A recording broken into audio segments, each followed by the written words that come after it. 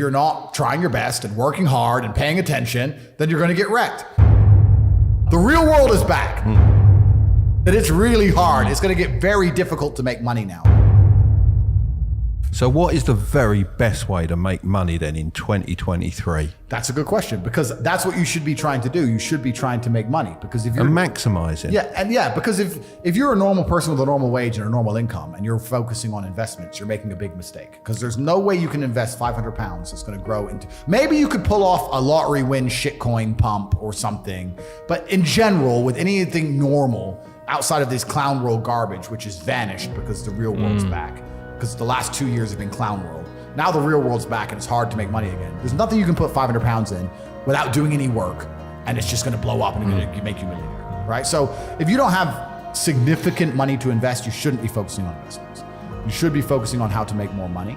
And there's lots of ways to do that. So when you say don't focus on investments, do you mean like have it in the background still and focus your main energy on making money, or not do it at all? Let's say you're a normal person, you're working a normal job, you're making $4,000 a month, and you pay all your bills and you're left with $1,000 a month. And then in your spare time, you're worried about how to spend that or how to invest that $1,000 a month. Right. I think that's a waste of time. You should be far more worried about spending your time trying to make more money. Yeah, because 100%. $1,000 a month, it's just not enough money. So you could invest that $1,000 in yourself. Absolutely, invest in knowledge or something like that. But investing in a coin, like I said, unless it's a lottery win.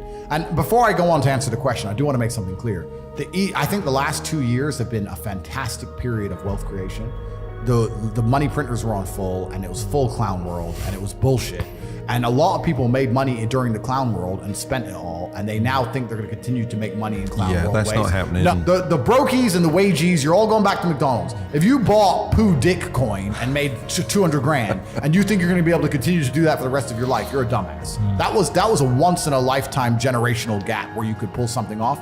And now it's back to the hard times. Even all the big tech companies, and the tech companies make money from the sky for free with pixels. They're cutting staff. If they're cutting staff, then it's really hard. It's gonna get very difficult to make money now. So a lot of the dumb shit is over. In terms of how to make money in the world today, it's hard. I think that the world is changing into an economy which is to a degree based on attention. I think you need to find a way to get attention to you and who you are, your product or your service, and find a way to monetize it. So the easiest way to do that is to have some knowledge. Even the podcast you guys run is an extremely efficient podcast. If you compare it to some of the other YouTube channels, like the big ones, like where they do these crazy stunts and stuff. Yeah. For you to get views, you talk. Yeah. For them to get views, they have to build a set and build that. It's not efficient, right? You need to find an efficient way to get attention, and then you have to prove yourself credible in your field and attract customers. And I think the best way to do that is online, and it doesn't matter what it is. And I think if you do those things and you work very hard and you try your best and you're never lazy, you will make some money. That's what I believe. Well, then you have to define what an online business is, because if you start attracting attention online, I guess you could say it's an online business, but let's try and think about something that's purely online. You're gonna have to find a problem to solve. So if you're a hairdresser, you can either solve the problem of teaching people how to cut their own hair, which most people are probably not gonna be that interested in, or something that goes wrong with hair. So you can say, I'm a hairdresser, I've been a hairdresser for a long time. I've identified men that have male balding patterns that go wrong, or women whose hair is damaged by dye and that can go wrong, etc. I've been a hairdresser for ages. Here's my Instagram page of all the hairs I've cut, and here's the way I can help you. You can start a YouTube channel that shows you can come up with some health care, some hair thing. You could literally get some cream from X place and add in some avocado oil, some garbage, say it helps people and say it helps their hair.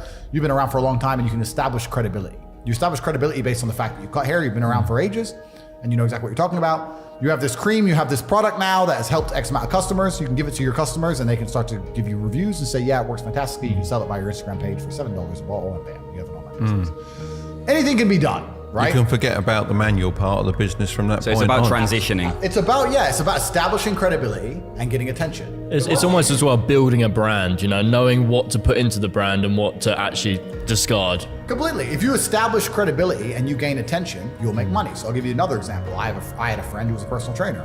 He used to go to the gym every day and he used to train people. He didn't make that much money. People would miss appointments. It was like £50 an hour. He'd get there, get back, blah, blah, blah. I said, listen, brother, you used to, he didn't at the time, look fantastic. How about you spend the next 6 months getting absolute killer shape, then put up a bunch of pictures on Instagram of you in killer shape, and then put together your workout plans and tell people they'll look like you even though they never will. and sell that for $7 or £10 or £15 and sell it by your Instagram. And he went from making $2,500 a month or $2,000 a month as a personal trainer to $15,000 a month without ever going in the gym.